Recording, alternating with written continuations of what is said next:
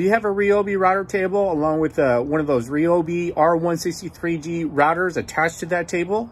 Well, you're going to want to watch this tip here. It's a quick, simple, and easy little tip, kind of an enhancement really to the table. And anyhow, check it out.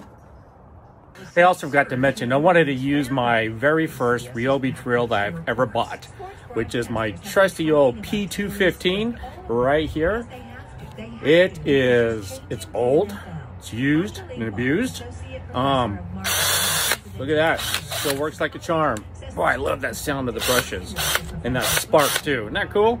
Anyhow, you'll see it gets the job done. Check it out.